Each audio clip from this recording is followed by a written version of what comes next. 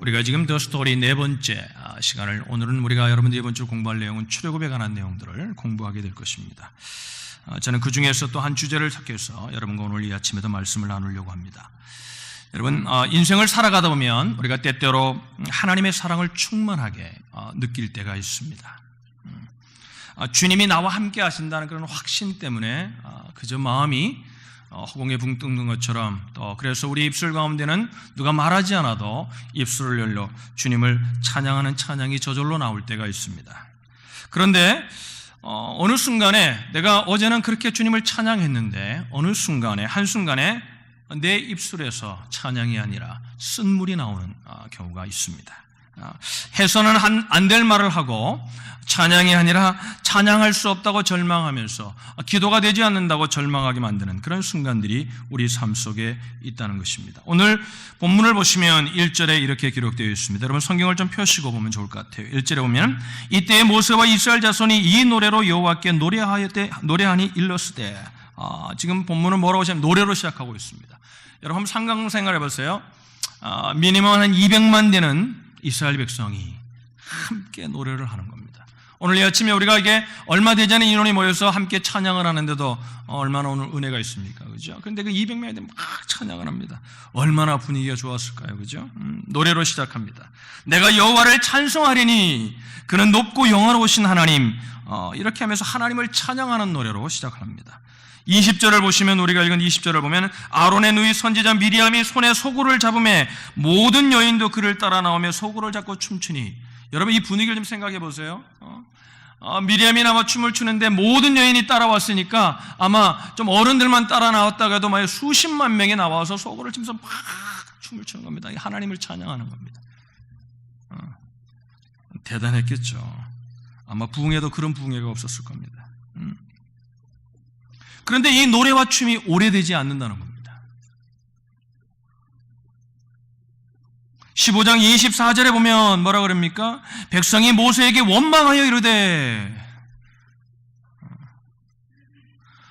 금방 노래했는데 막 그냥 지금으로 얘기하면 막 우리가 어마어마한 은혜를 받아서 하나님을 막 찬양했는데 어느 한순간에 막 원망하는 겁니다. 모세를 원망하는 겁니다. 원망하는 겁니다. 탄식과 신음소리가 막 나오는 겁니다. 절망의 소리가 나오는 겁니다. 왜 이렇게 됐어요? 22절을 보시면 모세가 홍해에서 이스라엘을 인도해가지고, 그죠? 그들이 나와서 수르 광야라는 곳으로 들어갑니다. 고센 땅에서 그들이 이제 어떤 마지막에, 그죠? 10번째 재앙 때문에 바로가 도저히 이제 이스라엘 백성을 놓을 수가 없잖아요. 왜? 이거 공짜 인력이니까. 근데 그 수백 명을 이제 놓을 수밖에 없어요. 놓아서 그들이 오면서 고센 땅을 지나가서 이제 그냥 가면 되는데, 가나안 땅을 가는데 더 좋은 길인데 하나님이 어디를 인도하시냐면은 홍해를 건너는 길을 인도합니다. 수르 광야까지 왔다 그랬습니다. 거기서 얼마를 행했다 그랬어요? 사흘길을 행했다. 근데 사흘길을 행했는데 뭐예요? 22절에 보면 사흘길을 행했는데 뭐예요? 거기서 어떻게 됐어요? 물을 얻지 못하고. 자, 홍해바다를 건너가지고, 그죠? 여러분, 홍해바다가 건너지는 거를 건너면서 막 어마어마한 기적을, 여러분처럼 그 모세 영화 보셨죠? 갈라진 거 어마어마하죠. 영화로만 봐도. 그런데 여러분 직접 그곳에 있었다 그러면 어땠을까요? 대단했겠죠. 그런데 사흘 만에 상황이 역전된 겁니다. 이유는 뭐예요? 물이 없는 거예요. 삶 가운데 무엇인가 꼭 필요한 것들이 부족하기 시작한 겁니다. 목이 타는 갈증이 그들을 괴롭게 하는 겁니다. 그 거리가 어느 정도 되냐면요, 홍해를 건너고 난 뒤에 지금 한 거리가 사흘길이니까 하루에 그 200만이니까 많은 거리를 가지 못했을 것입니다. 그래서 그 거리를 따져보면 한 45마일, 하루에 한 15마일, 20마일 정도를 갔어요. 그리고 한 45마일쯤 이르렀는데 그것은 물이 없는 거예요. 사흘 동안 물을 구하지 못하는 겁니다. 그러니까 있는 물들이 다 바닥에 난 거예요. 그러니까 조금 전까지 춤추고 노래했던 이스라엘 백성이 사흘 만에 지금 탄식하고 고통하고 신음하고 있습니다. 여러분, 이게 우리 인생이잖아요. 이게 우리 삶이잖아요. 그죠? 우리 삶도 똑같잖아요. 막 축복을 주셨다고, 하나님 은혜 감사하다고 막 그랬는데 어느 순간에 또 그냥 실망하고 낙심하고. 우리가 우리 인생에서 이런 신음과 고통이 우리의 노래를 뺏어가는 순간이 있다는 것입니다.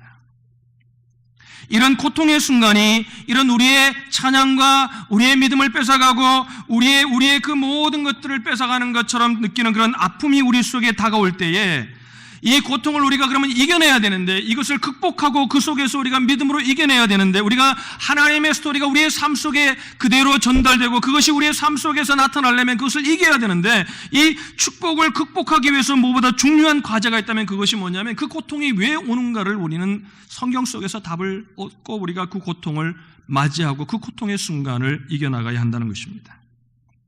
여러분, 우리가 만약에 이유를 안다면, 그죠? 그 이유가 무엇 때문이라는 것을 안다면은 조금은 고통스러워도 그 고통을 이기면 이제 그 이유 때문이라도 그 이유만 안다면은 그 고통을 이길 수 있는 힘이, 또 견딜 수 있는 힘이 우리 속에 생겨나지 않겠어요? 그런데 여러분, 고통이 심한 게 문제가 아니라 그 고통이 오는데 이유를 모르는 거예요. 왜 오는 건가? 왜 내가 이 고통을 받아야 되는가? 그럴 때 여러분, 그 고통은 더 우리를 힘들게 하는 것입니다. 그러니까 우리가 물어야 될 질문은 뭐냐면, 우리가 하나님의 이야기가 우리의 삶 속에 연결되기 위해서 우리의 삶 속에 분명히 홍해를 건너는 어마어마한 축복의 순간도 있지만, 어마어마한 하나님의 능력을 경험하는 순간도 있지만, 이유 없는 고통이, 하나님의 뜻을 쫓아감에도 불구하고 우리의 삶 속에 이유 없는 고통이 우리를 엄습할 때 우리는 질문해야 한다는 것입니다. 이 고통의 의미가 무엇인가를 우리는 기억할 수 있어야 한다는 것입니다. 첫 번째, 하나님께서는 이 고통의 의미를 오늘 본문 속에서 시험이라고 가르치십니다. 따라합시다. 고통은 하나님의 시험이다. 옆에 분에게 한번 얘기하세요. 고통은 하나님의 시험입니다. 여러분, 즉각적으로 아마 어느 분들은 성경을 좀 아는 분들은 이렇게 반응할 거예요. 목사님 무슨 말이에요? 목사님 성경을 안 보셨어요? 하나님은 시험치 않으시는 분이라 그랬잖아요. 야고보서에 보면, 야고보서 1장에 보면 뭐라고 해서 하나님께 시험을 받는다 하지 마라. 하나님은 시험하시는 분이 아니다. 야고보가 말했잖아요. 근데 어떻게 하나님이 우리를 시험하십니까? 근데 여러분, 야고보서에 나타난 그 시험이라는 단어는 tempt라는 단어예요. temptation이라는 명사. 유혹한다는 거죠. 어떤 파괴적인 의혹을 가지고, 그죠? 파괴적인 어떤 목적을 가지고 유혹하는 목적이 뭐예요? 살리기 위함이 아니라 그것을 부수기 위함이죠. 그죠?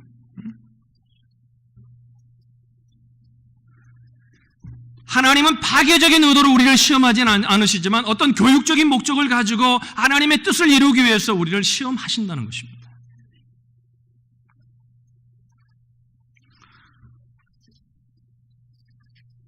여러분,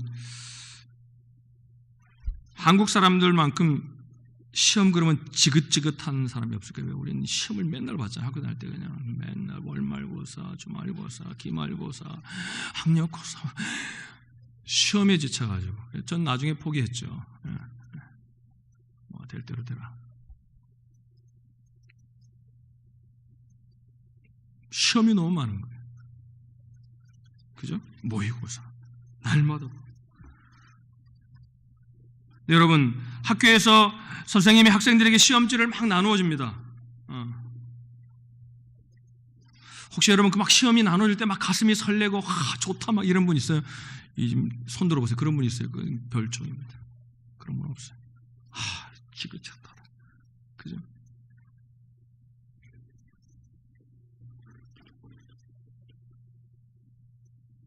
내 인생에 시험처럼 기분 좋은 일이 없다 이렇게 생각되는 분 있어요? 그건 이상한 분입니다. 우리 교회는 아마 공부 잘하는 분이 있어서 그런 분이 있을지도 몰라요. 박사들이 많잖아요. 저는 그런 적이 한 번도 없어요. 그런데 보세요. 시험 없애자 이렇게 생각하는 분 있어요? 손 들어보세요. 또 그런 분도 없어요. 왜? 시험은 있어야 돼. 왜? 내 실력을 평가할 수 있는, 내 실력이 얼마만큼인가를 정확히 자신이 깨닫고 알 수 있는 순간이거든요. 시험이 올 때. 그죠? 내가 무엇이 부족한가, 어느 과목이 부족한가를 우리가 시험을 통해서 깨닫게 되잖아요. 하나님은 비슷한 의도로 우리를 시험하신다는 것입니다. 오늘 25절을 보실까요? 25절 다시 한번 보겠습니다. 25절 보시면 이렇게 말해요. 여러분, 우리 같이 한번 읽어볼까요? 25절 읽습니다. 시작. 모세가 여호와께 부르짖었더니 여호와께서 그에게 한 나무를 가르치시니 그가 물에 던지니 물이 달게 되었더라. 거기서 여호와께서 그들을 위하여 법도와 율례를 정하시고 뭐 했어요? 그들을 뭐 했다고요? 시험하실세. 여기서 시험은 테스트했다는 겁니다. 어떤 다른 영어 성경에는 테스트라고도 하고 어떤 성경에는 프루프했다. 증명했다. 그러니까 교육적인 의미로 하나님께서 우리를 시험하신다는 거죠. 어떤 의도였을까요? 자, 오늘 본문 뭐로 시작했죠? 노래로 시작했습니다. 하나님의 어마어마한 무엇 때문에 15장 전에 15장에 14장에서 무슨 일이 있었어요? 홍해를 건너는 사건이 있었어요. 그러니까 막 이스라엘 백성이 다 죽은 줄 알았다가 하나님의 어마어마한 능력을 해모하더니 막 노래하는 겁니다. 어마어마한 주님의 축복을 받은 거죠. 하나님을 찬양하는 겁니다. 그런데 사울이 하나님이 시험을 하시는데 뭐예요? 상황을 완전히 바꾸는 거예요. 바꾸는데 뭐예요? 물이 없는 거예요. 지금 고통스러운 거예요. 하나님 무엇을 실험하시냐면 내가 너희들에게 베푸는 어마어마한 기적을 보고만 나를 찬양하는 것이 아니라 이 고통의 순간 속에서도 너희가 나를 기대하고 나를 찬양할 수 있게 나를 하나님은 테스트하기를 원하신다는 거예요.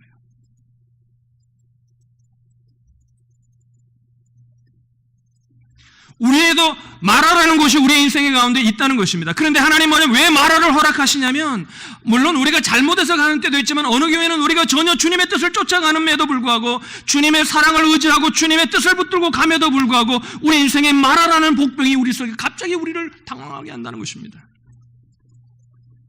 그때 하나님은 우리를 무엇을 테스트하기 원하시냐면 너희가 내가 주는 그 어마어마한 축복 속에서만 찬양하는 것이 아니라 이 마라 속에서도 너희가 여전히 나를 찬양할 수 있느냐를 하나님 묻고 싶으신 겁니다. 그래서 나를 따라오는 것이 내가 주는 축복 때문이 아니라 나를 사랑하기 때문임을 하나님께서는 알고 싶으신 것입니다. 유명한 중세기 신학자 가운데 토마스 아퀴나스, 우리가 알기는 우리말로는 토마스 아퀴나스라고 하죠. 그가 이런 말을 했어요. 하나님을 사랑하는 백성들 가운데는 두 가지 종류가 있다. 하나는 자기를 사랑하기 때문에 하나님을 사랑하는 사람이 있다. 그런가 하면 어떤 사람은 하나님을 사랑하기 때문에 하나님을 사랑한다. 여러분, 하나님의 큰 계획 플랜이 이 공동체 가운데 있고 여러분 개인 가운데 있음을 여러분 기억하시기를 바랍니다. 우리의 삶의 스토리가, 내 이야기가 하나님의 이야기와 연결되기 원하는 분들이 이 자리에 저는 앉아 있다고 생각합니다. 그런 분들이 가져야 될 마음이 뭐냐면 자기를 사랑하기 때문에 하나님을 사랑해서는 그 뜻을 이룰 수 없습니다. 물론 여러분, 자기를 사랑하기 때문에 하나님을 사랑하는 사람들은 어떤 사람들이에요? 내가 축복을 경험했기 때문에, 내가 신앙을 가지는 것이 내가 유익하다고 생각하기 때문에, 내가 그래도 이민의 삶 속에 나오는 것이 자녀를 위해서 유익하다고 생각했기 때문에, 더 이익이라고 판단했기 때문에 하나님을 사랑하는 것, 대부분은 거기서부터 신앙이 출발하는 것이 너무나 당연합니다. 출발이 거기서 시작하는 것은 나쁜 것 아닙니다. 그러나 토마스 아퀴나스가 우리에게 말하고 싶은 것은 무엇이냐면 그 차원에서 우리의 신앙이 머물러서는 안 된다는 것입니다. 우리의 신앙은 나아가야 한다는 것입니다. 하나님을 사랑하는 곳으로 나아가야 한다는 것입니다. 할렐루야.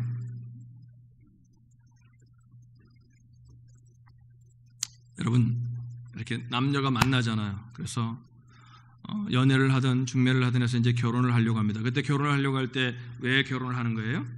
내가 저 남자와 저 여자와 결혼하면 좀 더 행복해질 거라는 생각을 하는 거죠. 그죠? 그런 동기로 결혼을 하는 겁니다. 그러나 살다 보니까 어때요? 조건이 없는 인격적인 사랑이 우리 속에 싹 틀 수 있잖아요. 그래서 어느 순간 이런 거예요.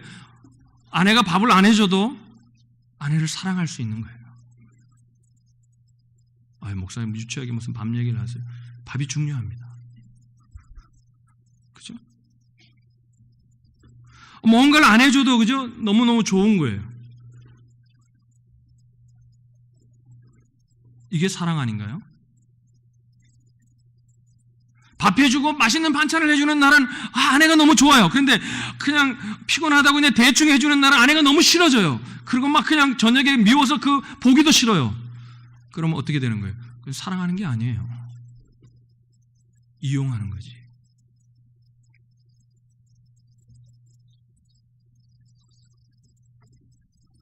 축복 때문에 사흘 전에 춤을 추었습니다.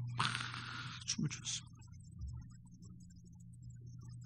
근데 그 기적이 끝쳐지고 3일간 걸어가는데 광야 하루를 걸어갑니다. 내일이면 또 좋은 대로 하나님이 인도하시겠죠. 걸어갑니다. 이틀 걸어가는데 또 광야입니다. 물이 다 떨어집니다.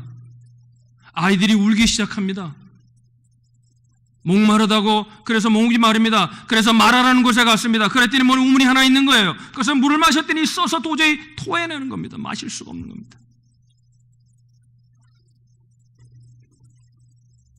이 메마른 광야 가운데 너희들이 여전히 원하는 것들이 있고 너희들이 여전히 필요한 것들이 있는데 그것이 아직 채워지지 않음에도 불구하고 내가 너희들을 인도하고 있는 그 길 속에서 여전히 너희들이 힘들어함에도 불구하고 힘든 환경 속에서 너희들이 나를 찬양할 수 있겠니? 하나님 이걸 묻고 싶은 거예요. 그러니까 하나님 뭐 하는 거예요? 우리를 테스트하는 거예요. 시험하시는 거예요. 그러니까 보세요. 이걸 알면 어떻게 해요? 마라의 쓴물에 가서 어떻게 해야 돼요? 이거 하나님 시험이에요. 시험에 임하는 학생의 자세가 뭐예요? 그걸 통과해야죠. 할렐루야. 그걸 알아차린 성도란 뭐예요? 기도해야죠. 입술에서 불판과 불만이 나오려고 할 때 뭐예요? 엎드려 기도해야 되죠. 하나님의 뜻을 물어야 되죠. 하나님 나 합격할 수 있도록 해주세요. 하나님 이 시험에 통과하게 해주세요. 하나님 앞에 엎드려야죠. 할렐루야. 그죠? 고통은 뭐예요? 하나님의 시험이라는 것입니다. 따라합시다. 고통은 하나님의 시험이다. 두 번째, 이 고통은 감추어진 하나님의 축복이라는 겁니다.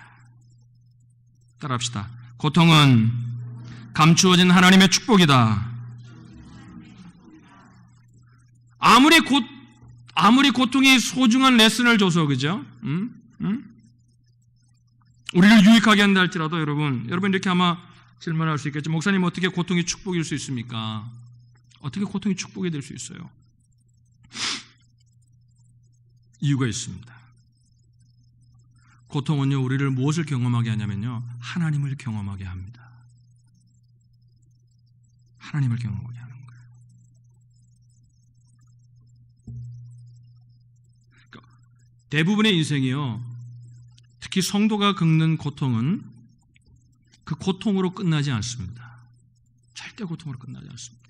그 고통의 순간 속에서 우리는 하나님을 경험하게 됩니다.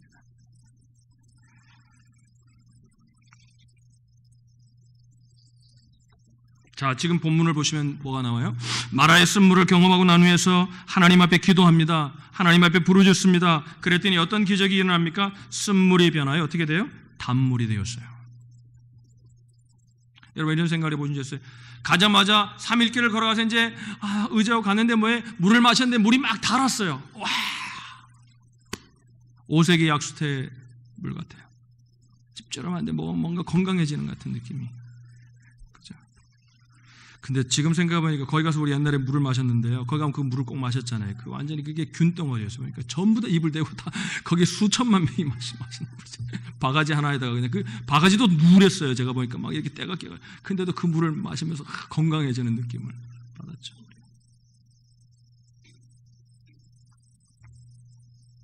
그러니까 우리가 처음 갔는데 물을 마셨는데 막 달았어요. 그러면 뭘까? 물 마신다 이걸로 끝났을 겁니다. 정말 그 물의 단맛을 음미하지 못했을 거예요. 근데 지금 쓴물 위에 물이 달아진 것을 먹으니까 그 물이 너무나 다른 겁니다. 너무나 감사한 겁니다. 할렐루야. 사람들이요 무언가를 잃어버리고 난 후에 그 잃어버린 것의 소중함을 알아요.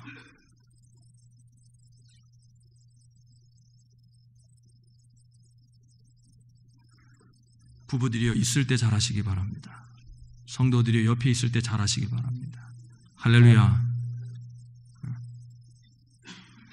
제가 있을 때 여러분 잘하시기 바랍니다.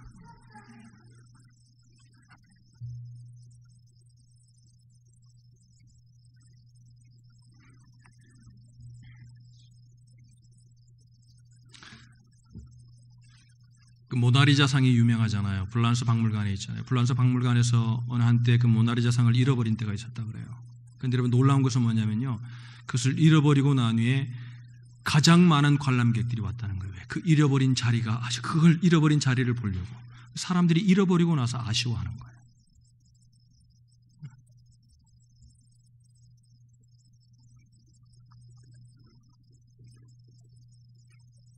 세 번째,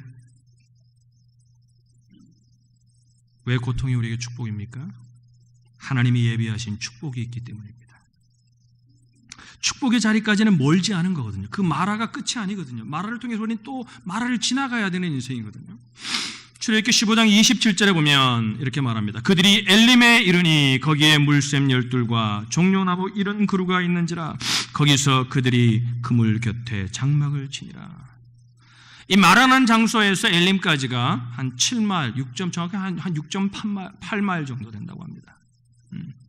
저는 성지순례 갔을 때 거기까지는 가보지 못했어요. 금세 도착할 수 있는 거리죠. 그러니까 어느 정도 거리가 될까 하니까 아마 우리 집에서 여기 교회 오는 거리보다 조금 더 되지 않을까. 4, 5마일 되니까 조금 더 되는 거리입니다. 아주 가까운 거리죠. 그러니까 그것만 참으면 지금 뭐예요? 조금만 가면 그 온 백성들이 함께 가는 거니까 한 반나절만 가면은 이제 엘림에 가가지고 그 어마어마 거기 보세요. 거기 보면 뭐라 그러세요? 27절에는 엘림이 거기에는 물샘 12가 여러분 사막에서 물 하나만 있어도 샘 하나만 있어도 어마어마한데 물샘이 12개고 그죠? 종려나무 이런 그루가 한 그루만 있어도 거기 좋은 거거든요. 그늘이 있어서. 근데 이런 그루 어마어마한 곳이 있는 겁니다.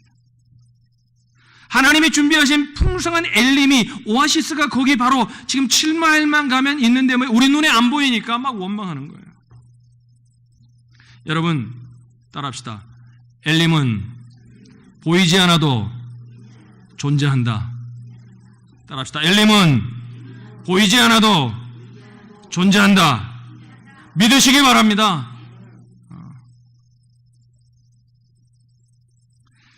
저도 인생을 살다 보면요, 그럴 때가 있어요. 그거만 그때 말하지 않고 그냥 조금만 참았으면 되는데, 그냥 못 참아가지고 그냥 얘기한 거예요. 그런데 봐요, 다음에 보니까 그게 아무것도 아니었어요. 그럼 뭐예요? 바로 엘림이 바로 거긴데 그 엘림을 못 보니까 그냥 사람이 못 견디는 겁니다.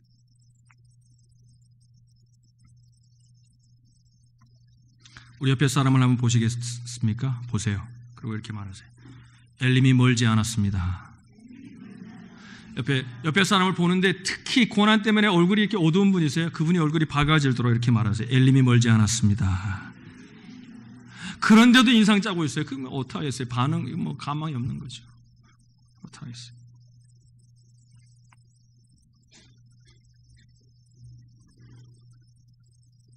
세 번째 고통은 따라합시다. 하나님의 계시이다.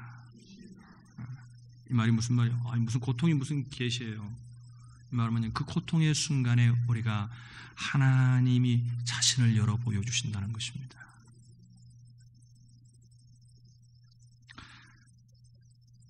여기 저보다 연세 많으신 분들이 있지만 늘 돌아볼 때마다 깨닫는 건 뭐냐면 제가 하나님의 뜻을 발견하고 하나님을 깊이 사랑하고 하나님을 향하여 더 가까이 나아갔던 때는 축복의 순간들이 아니었습니다. 고통의 순간들이었습니다. 힘든 순간들이었습니다. 때로는 하나님께서 그래서 공동체를 바로 세우기 위해서도 우리에게 고통을 허락하실 때가 있습니다.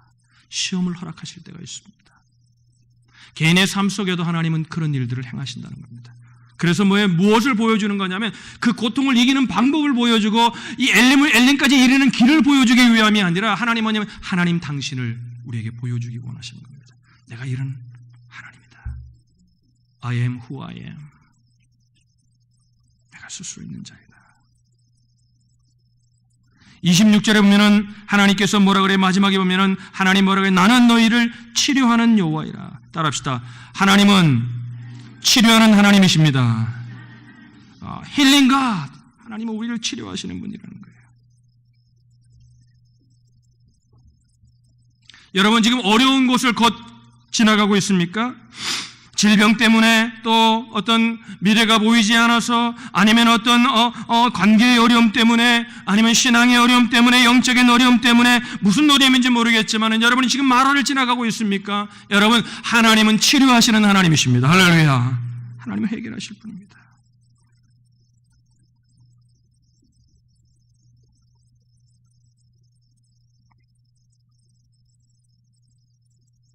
그러니까 뭐냐면 그 고통의 순간을 지나기 전에는 뭐냐면 그냥 목사에게 들은 또 성경에서 그냥 읽은 하나님은 하나님이구나 그랬는데 뭐 그 고통의 순간을 통해 진정으로 하나님을 만나고 난 후에 사람들이 이렇게 고백한다는 겁니다. 그 목사가 들려준 하나님이 아니라 성경에서 본 하나님이 아니라 내가 하나님을 만났다는 겁니다. 내가 하나님을 만났다는 겁니다.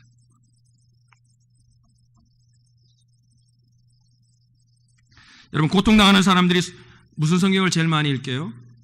어려움 당하는 사람이 제일 많이 읽는 성경이 뭐예요? 무슨 성경을 읽어요? 욥기를 많이 읽습니다. 그래서 욥기를 읽으면서 그들이 대부분이 뭐라고 결론을 내냐면 이렇게 결론을 내려요. 욥이 지독한 고난을 받았는데 그 고통받음에도 불구하고 욥이 버티고 견디고 그냥 믿음으로 했더니 이제 하나님께서 그를 축복하셔서 갑절로 자식들도 잃은 것보다 숫자를 더 갑절로 주고 재산도 갑절로 주었더라. 그 하나님의 은혜를 받았더라. 이렇게 결론을 내립니다. 여러분 욥기를 다시 보셔야 합니다. 여러분 사랑하는 아내가 죽고 사랑하는 자식이 죽고 또 다른 자식을 더 숫자를 많이 얻는 게 축복일까요? 욥기에 지금 욥이 그걸 말하고 싶은 걸까요? 여러분 자식은 가슴에 묻는다 그러잖아요. 그건 축복이 아닙니다. 욥기의 결론은 42장 5절에 나옵니다. 욥이 뭐라고 고백해요? 하나님, 제가 전에는 하나님에 대해서 주님에 대해서 귀로만 들었사옵더니 이제는 눈으로 배움나이다.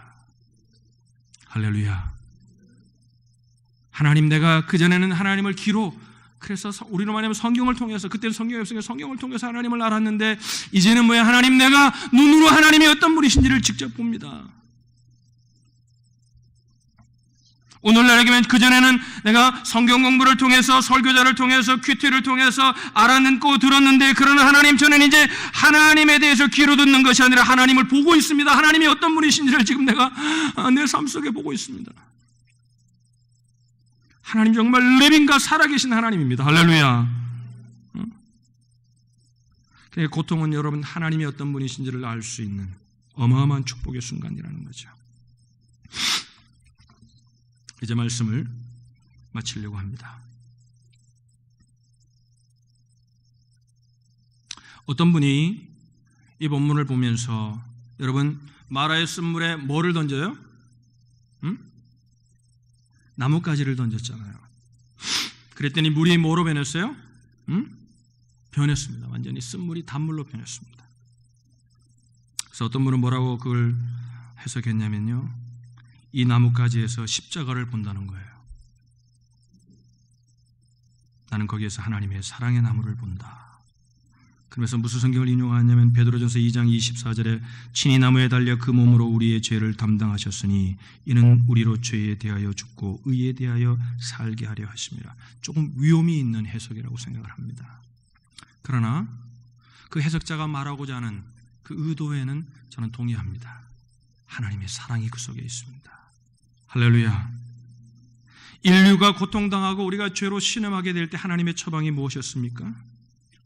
여러분, 제가 오늘 이 아침에 고통의 의미를 얘기하고 고통에 대해서 설교를 하고 우리가 하나님의 스토리가 내 삶과 연결되어서 우리의 스토리를 만들기 위해서 우리의 삶 속에 고통이 있습니다. 그래서 고통의 의미를 여러분에게 아무리 설명하지만 여러분에게 고통의 의미를 다 저는 말해드릴 수 없습니다. 제가 말하는 것도 단편적인 성경에 남아있는 내용을 추려서 저는 여러분에게 전달할 뿐입니다. 여러분, 누구만 이것을 때문에 고통의 순간 속에서 하나님을 찾고 하나님을 만난 자들만이 그 고통의 진정한 의미를 깨달을 수 있다는 것입니다. 다 고통의 종류가 다르지만 그 고통 속에서 하나님을 붙들고 기도하면 한 가지 분명한 똑같은 답을 얻습니다. 이 고통 속에도 하나님이 나와 함께 하시는구나. 하나님이 나를 사랑하시는구나. 할렐루야. 하나님이 나를 마라에 버려두시는 하나님이 아니구나.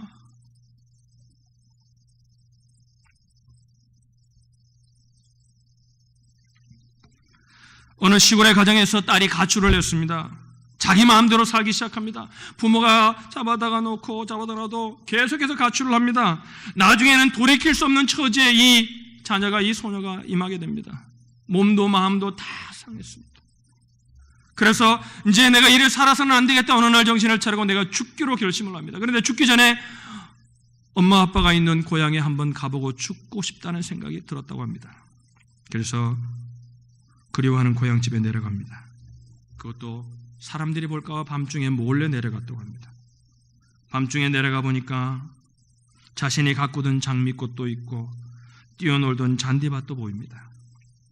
달밤에 멀리서 자기의 집을 언덕에서 바라보니까 옆 대문이 활짝 열려 있는 겁니다. 그래서 조심스럽게, 아무도 없어서 조심스럽게 살금살금 걸어서 그 대문 안에 들어가 봅니다. 그리고 조용한 음성으로 이렇게 말합니다. 아버지. 아버지를 들으라고 한 말이 아니라 그냥 불러보고 싶어서 거기서 아버지. 그런데 여러분, 자기 혼자 조용히 속으로 아버지 그랬는데 아버지가 문을 열고 뛰쳐나오는 겁니다. 어디에 있다 이제 오느냐. 내가 집을 나간 뒤 대문을 걸지 못했단다. 언젠가는 돌아오기를 기다렸단다. 혹시나 딸이 밤에 올까 밤잠을 설치며 그 딸을 기다리고 있었던 아버지가 그 딸이 나지막하게 아버지 부르는 그 음성을 듣고 뛰쳐나온 것입니다.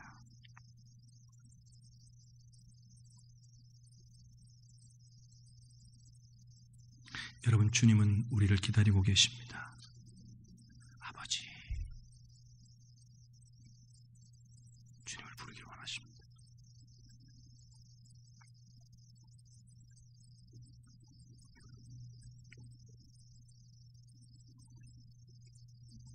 부족한 설교자로서 여러분, 이 아침에 여러분에게 이런 은혜가 있기를 간절히 소망합니다.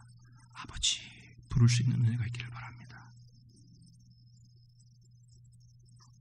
그래서 오늘 목사의 말을 고통의 의미 모든 것들을 다 잊어버린다 할지라도 여러분이 아버지를 부를 때 그 고통의 순간에 아버지를 만나 그 고통의 의미를 자신이 해석할 수 있는 그런 축복이 있기를 주님의 이름으로 축원합니다. 기도하겠습니다.